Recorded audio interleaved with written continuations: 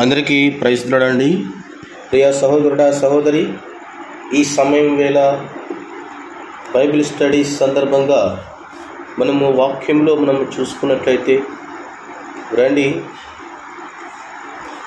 యోహాను సువార్త 10వ అధ్యాయం, యోహాను సువార్త 10వ అధ్యాయం 27వ వచనం నుండి 30వ వచనం వరకు చదువుకుందాం. 27వ వచనం నుండి 30వ వచనం వరకు చదువుకుందాం. యోహాను సువార్త 10వ అధ్యాయము 27వ వచనం నుండి 30వ వచనం వరకు కలిసి చదువుకుందాం.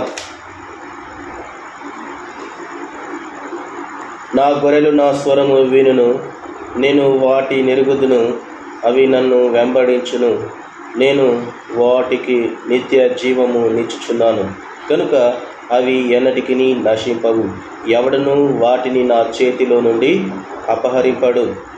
వాటిని నాకిచ్చిన నా తండ్రి అందరికంటే గొప్పవాడు గనుక నా తండ్రి చేతిలో నుండి ఎవడను వాటిని అపహరింపలేడు. నేనును తండ్రియును ఏకమై ఉన్నామని వారితో చెప్పెను.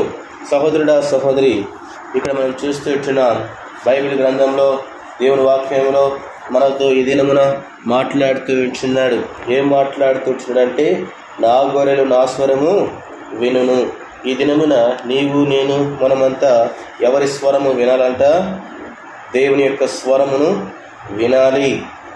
కాబట్టి ఆయన నీ కొరకు నా కొరకు ఎంతో గొప్ప రక్షణ ఇచ్చేట్టున్నాడు.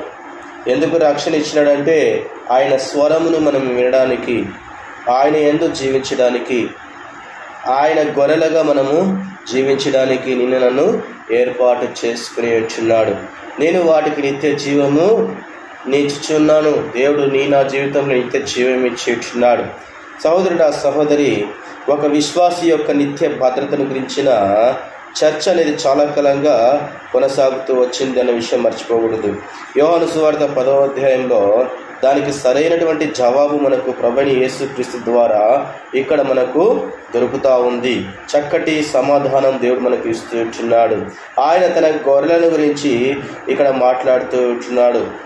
యూదుల నుండి వచ్చిన విశ్వాసులను తన దొడ్డికి చెందిన గొర్రెలనియు, అన్యుల నుండి వచ్చిన గొర్రెలను తన దొడ్డికి చెందని గొర్రెలనియు ఆయన పలికాడు.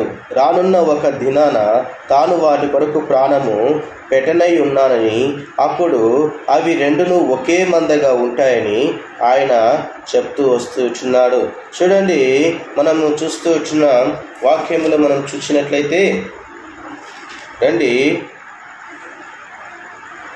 యోహాను సువార్త 10వ అధ్యాయము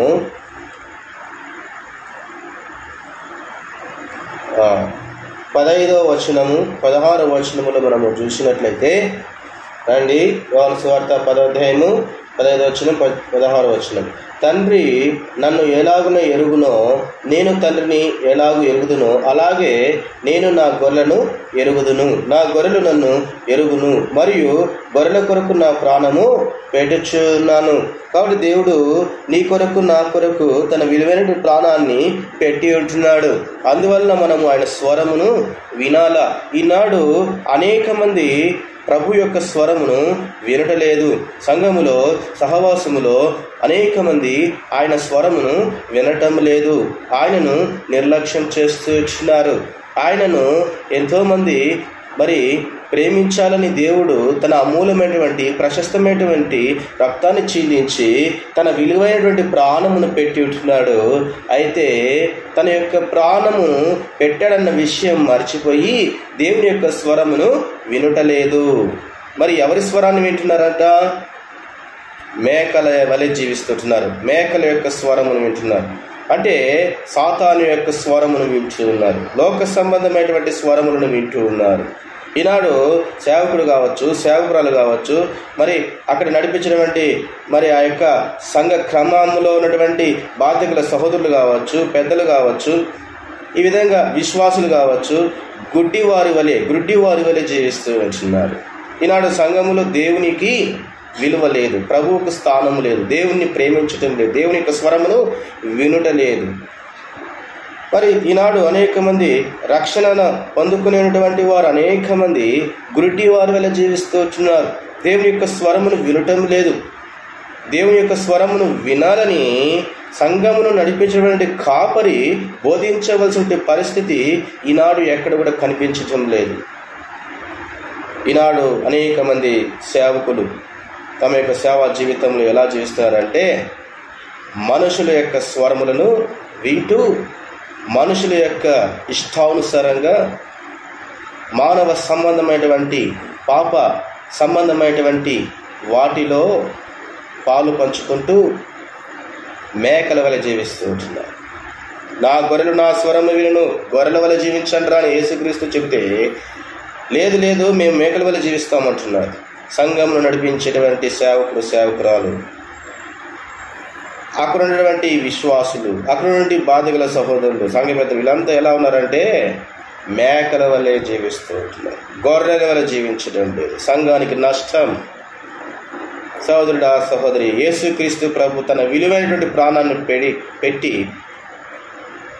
నిన్ను నన్ను మనలందరిని రక్షించుకుంటే క్రీస్తు తర్వాత ప్రశస్తమైనటువంటి విలువైనటువంటి ఆయన యొక్క సిలువను, ఆయన రక్తమును ప్రచురించమని సేవకులకు గొప్ప ఆధిక్యత ఇస్తే ఈనాడు సేవకు వచ్చినటువంటి సేవకుడు సేవకురాలు కావచ్చు, వీళ్ళు ఏం చేస్తున్నారంటే దేవుని మాట వినకుండా మనుషుల యొక్క మాట వింటూ పాపములో జీవిస్తూ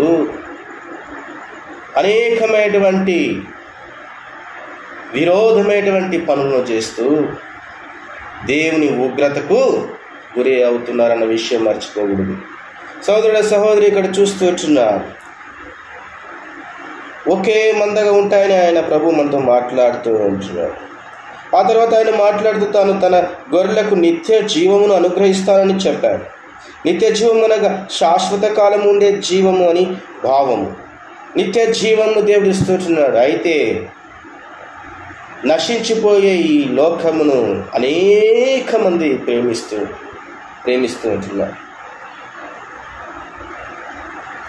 సేవాభారము అనేది దేవుడు నీకు ఇచ్చినప్పుడు సేవ చేయాలి, కానీ నేను సేవ చేయను, నేను నశించిపోయే లోకమును ప్రేమిస్తాను, నశించిపోయేటువంటి విధానంలో నేను సంఘమును నడిపిస్తాను, నశించిపోయేటువంటి విధానంలో నేను గొర్రెలను తీసుకెళ్తాను అంటే గొర్రెల వల్ల జీవించాలని దేవుడు చెప్తూ ఉంటే, గొర్రెలు నా స్వరము వినాలని దేవుడు చెప్తూ ఉంటే, నడిపించేటువంటి ఆ యొక్క సంఘ కాపరి, సంఘంలో నుండి సేవకుడు సేవకురాలు దేవుని బిడ్డలను సరైనటువంటి క్రమంలో నడిపించలేక, సరైనటువంటి స్తుతి చేయలేక, సరైన వాక్యము బోధించలేక, సరైనటువంటి పరిచర్యలు కొనసాగించలేక, ధనము కోసము, డబ్బు కోసము, ఐశ్వర్యం కోసము ఈ లోకంలో ప్రాకులాడుతూ అనేక మందిని శరీరేచ్ఛల వైపు తీసుకెళ్తుంటున్నారు.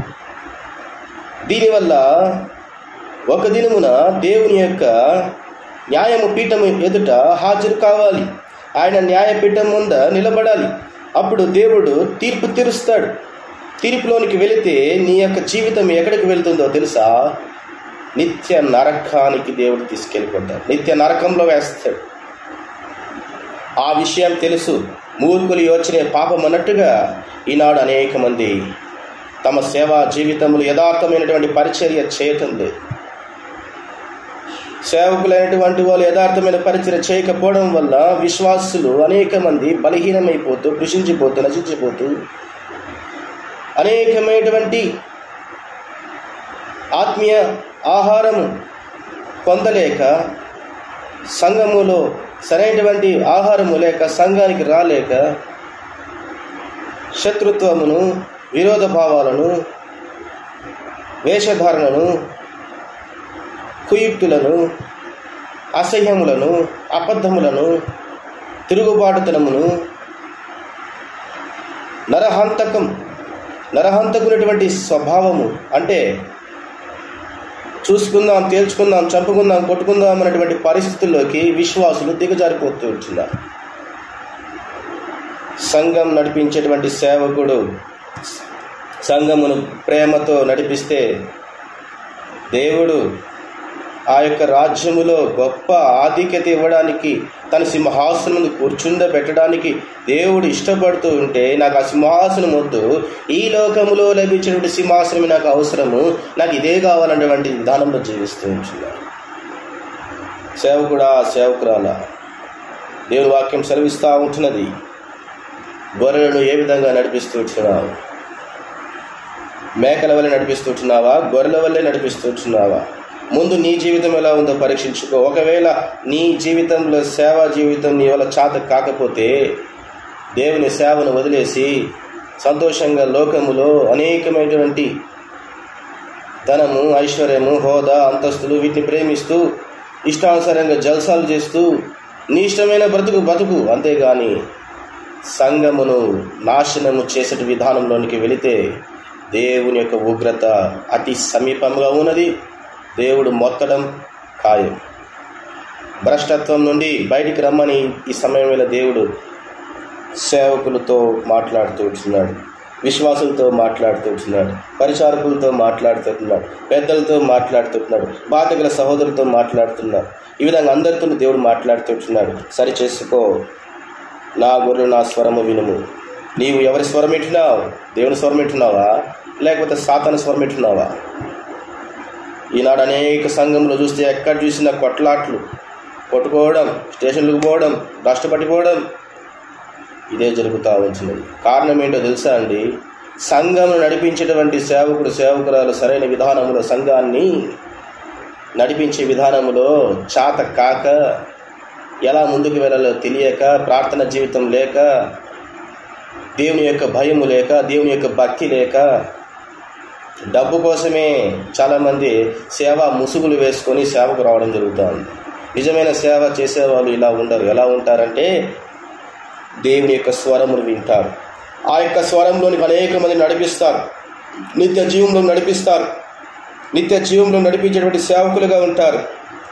కాబట్టి ప్రభువు మాట్లాడుతూ వచ్చినాడు, నిత్య జీవంలోనికి నడిచేటువంటి ఆత్మలు, గొర్రెలు ఎప్పుడు నశించిపోవు.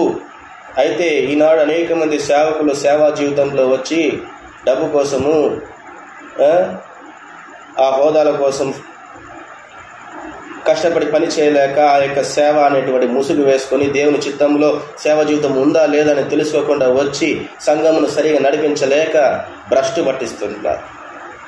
సంఘంలో గొడవలు రేపుతుంటున్నారు, సంఘంలో రౌడీయిజం రేపుతుంటున్నారు, సంఘంలో గుండాయిజం లేస్తూ ఉంటుంది. ఈ కారకులు ఎవరో తెలుసా? నడిపించేటువంటి సేవకులు సరైన విధానంగా లేకపోవటం.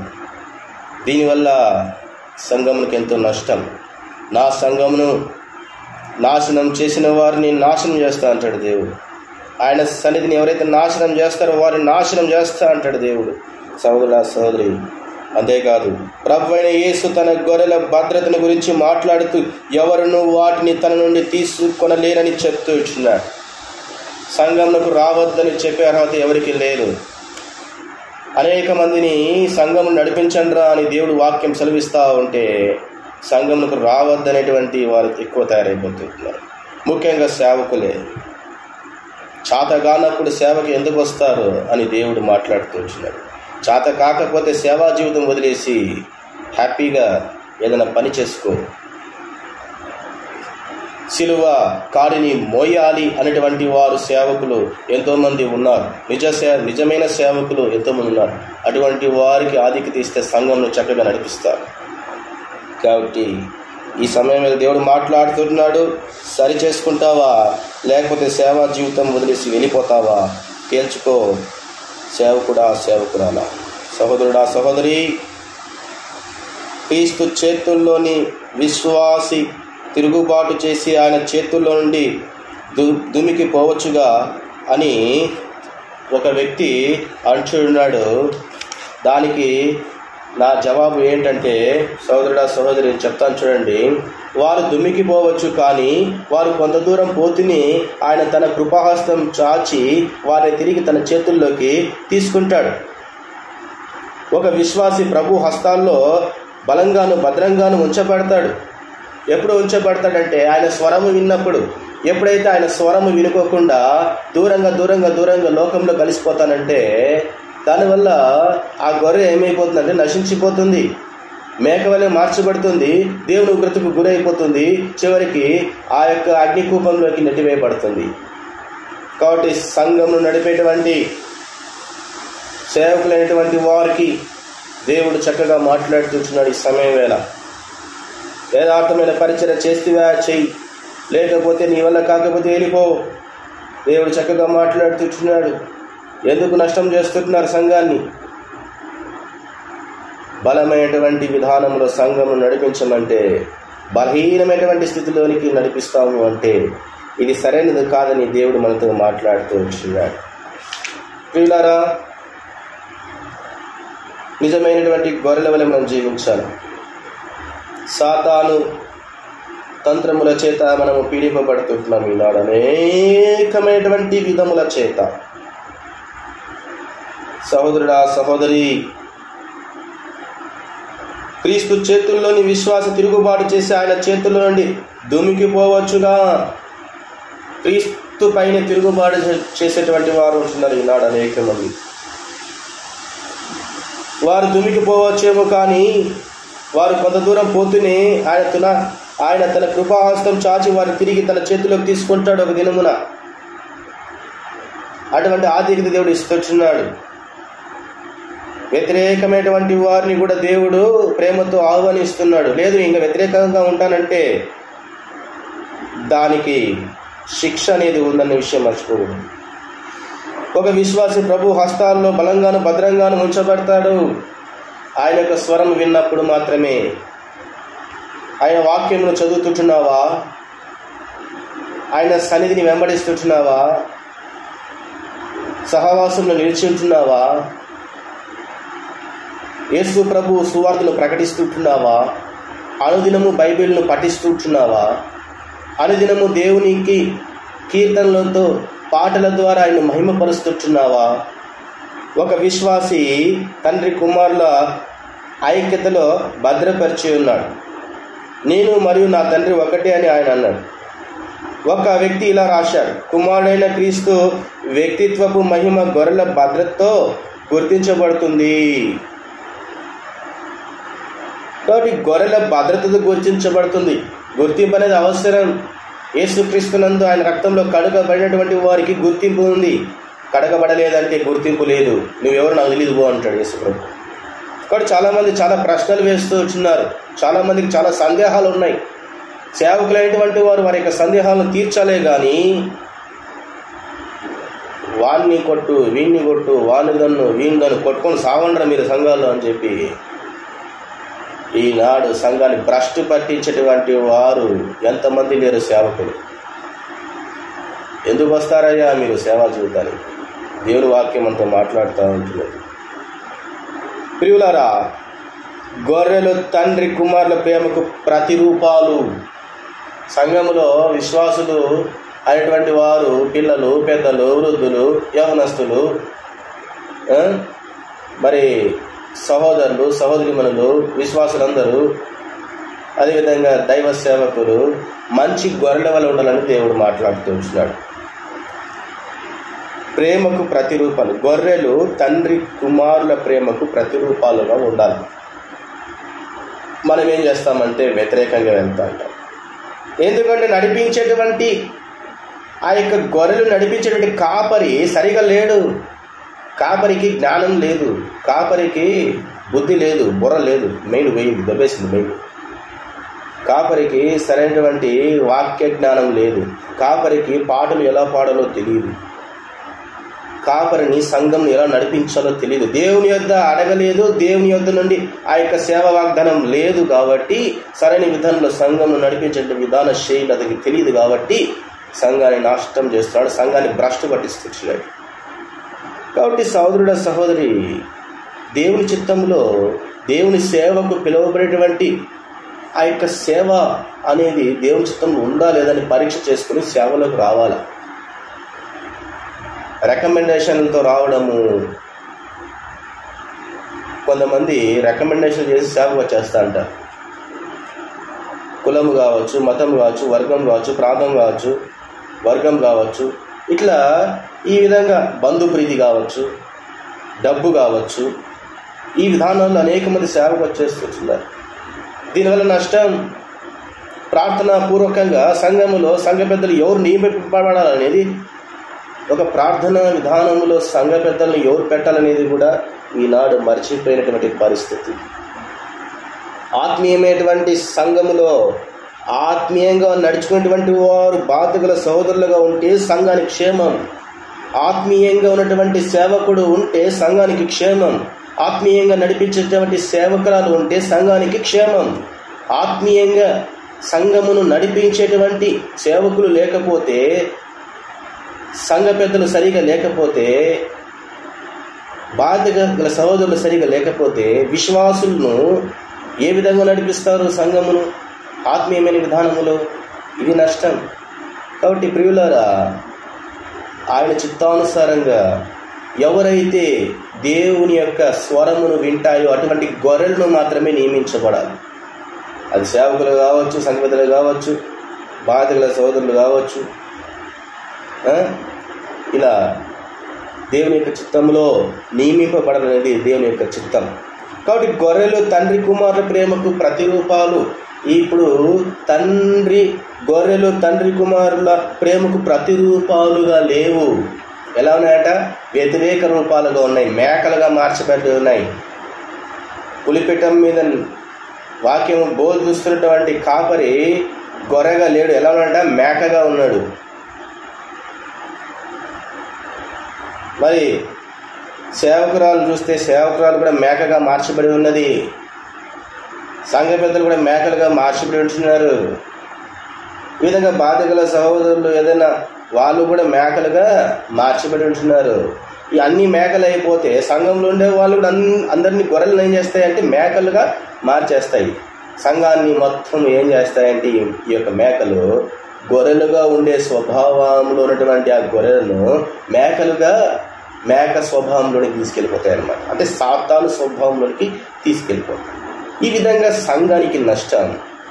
దేవుని ఉగ్రత రావడము ఖచ్చితం. సోదరుడా, సహోదరి, జ్ఞాపకం చేసుకో. కావున వాటి భద్రతను ఏ మానవుడు కానీ, ఏ దేవదూత కానీ, చివరకు సాతానుడు కానీ భంగపరచలేడు. ఎప్పుడు చెప్పండి?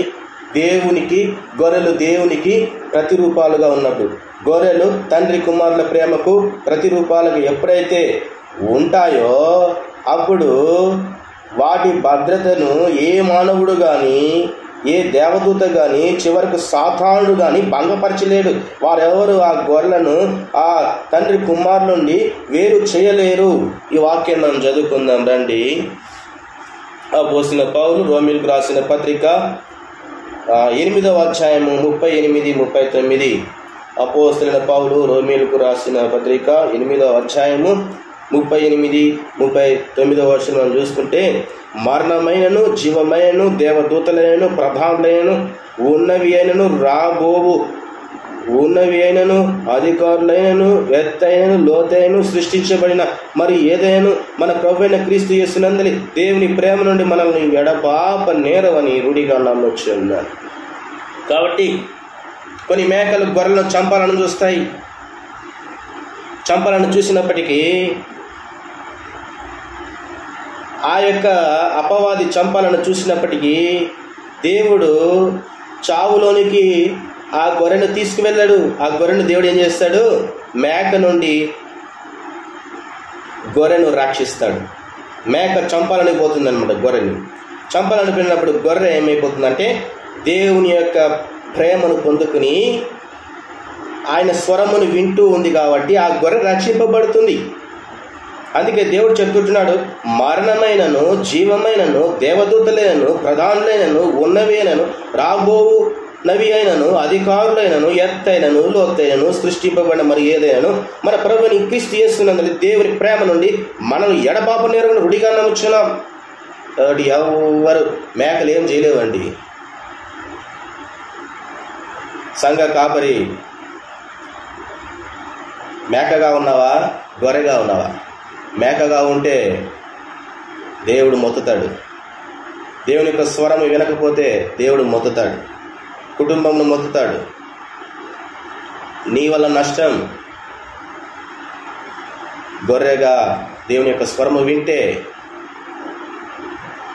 నీవు ధన్యుడిగా ఎంచబడతావు. లేదు నేను విన్ను ఇలాగే ఉంటా, నా ఇష్టం నువ్వేంద్ర చెప్పేదంటే దేవుడు ఒక దినమున తీర్పులను తీసుకొస్తాడు. సేవకురాలా, సేవకుడా, బాధ్యత గల సహోదరులారా, సంఘ పెద్దలారా, విశ్వాసులారా, గుడ్డివారి వల్ల జీవించకండి. యథార్థమైనటువంటి పరిచర్యను కొనసాగించండి. క్రీస్తు యొక్క దేవుని ప్రేమను పంచండి. సిలువను మోయండి. అప్పుడు దేవుడు ఏం చేస్తాడంట? ఏం చేస్తాడు చెప్పండి?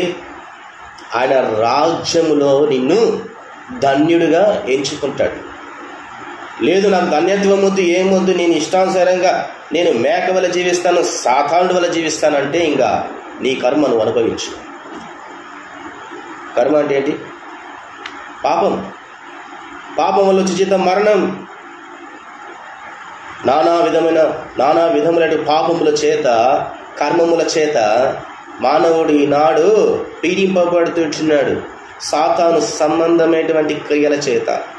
అయితే దేవుడు నా స్వరము వింటే నేను నిన్ను రక్షిస్తాను.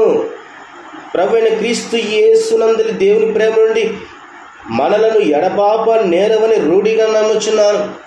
నువ్వు నమ్ముచున్నావా? రూఢిగా యేసు ప్రభు నమ్ముచున్నావా? అయితే పరలోక రాజ్యం నీదే.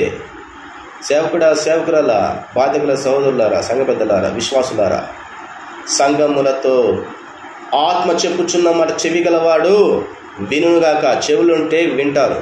లేదు మేము చౌటి వారువులు, మాకు చెవుడు ఉంది, మాకు చెవులు వినబడవండి, మేము వినమండి అంటే చెవిటి వారి వలె ఉంటే, గురిటి వారి వలె ఉంటే, అదేవిధంగా కుంటి వారి వలె ఉంటే, ఆత్మ లేని వారి వలె ఉంటే, మేక వలె జీవిస్తే నిత్య నరకం తప్పదు. ఇదే యెహోవా వాక్కు. సంఘములో ఉండే సేవకుడికి, సేవకురాలికి, విశ్వాసులకు, బాధ్యతల సహోదరులందరికీ, ప్రతి ఒక్కరికి పేరు పేరున దేవుడి దినమున వాక్యం ద్వారా సెలవిస్తూ ఉంటున్నాడు. ఇక నుంచైనా నీవు దేవుని యొక్క స్వరము విని గొర్రెగా మార్చబడితే ధన్యుడివే. ధన్యుడిగా ఉండాలనుకుంటున్నావా? లేకపోతే తీర్పులోనికి, నిత్య నరకాగ్నికి వెళ్ళాలని ఇష్టపడుతుంటున్నావా? దేవుని ఉగ్రతను కావాలని ఇష్టపడుతుంటున్నావా? ఏది కావాలో కోరుకో. సహోదరుడా, సహోదరి, నా ప్రియ సేవకురాలా, సేవకుడా, ఈ దినమున ఒక తీర్మానం చేసుకొని సంఘమును ప్రేమతో నడిపించడం ఎలాగో నేర్చుకోండి. తెలియకపోతే దేవుని వాక్యం చదవండి. దేవుడు మీతో చక్కగా మాట్లాడతాడు. కాబట్టి ఈనాడు అనేక మంది సంఘముల కొరకు మనం విశ్వాసులైనటువంటి మనం ఏం చేయాలంట? మనము దేవుని బిడ్డలైనటువంటి మనం ఏం చేయాలంట? గొర్రెల వలె ఆయన స్వరమును వినాలి. రండి చివరిగా చదువుకుందాం దేవుని వాక్యమును. యోహాను సువార్త 10వ అధ్యాయము 27వ వచనం నుండి 30వ వచనం వరకు చూడండి. నా గొర్రెలు నా స్వరము వినును, నా గొర్రెలు నా స్వరము వినును, నేను వాటికి నిత్య జీవము నిచ్చుచున్నాను గనుక అవి ఎన్నటికి నశింపవు. ఎవడను వాటిని నా చేతుల నుండి అపహరింపడు. వాటిని నాకు ఇచ్చిన నా తండ్రి అందరికంటే గొప్పవాడు గనుక నా తండ్రి చేతిలో నుండి ఎవడను వాటిని అపహరింపలేడు. నేను తండ్రియును ఏకమై ఉన్నాము. కాబట్టి మనం కూడా ఆయనలో ఏకమైపోవాలా. ప్రభువుతో కలిసి జీవిస్తాం, ప్రభు ప్రేమను ప్రకటిద్దాం, సహోదరులు సహోదరిమణులు ఐక్యతతో కలిసి జీవిస్తాం, ఒకరికి ఒకరు ఆత్మీయమైన ముద్దు పెట్టుకునొచ్చు, వందనములు చెప్పుకుందాం. అంతేకాదు సేవకుడా, సేవకురాలా, మరొకసారి దేవుడు మీతో మాట్లాడుతున్నాడు. యథార్థమైన పరిచర్య చేయాలని తీర్మానం ఉంటే పరిచర్య కొనసాగించండి. లేదు అటువంటి ఉద్దేశం లేదంటే సేవా జీవితం నుండి విడిచి వెళ్ళిపోండి. ఆ స్థానము దేవుడు మరొకరికి ఇస్తాడు. యథార్థమైనటువంటి సేవ జరగాలని ప్రభు మనతో మాట్లాడుతున్నాడు. దేవుడు ఇచ్చిన వాక్య భాగమును దీవించి ఆశీర్వదించునుగాక. ఆమేన్.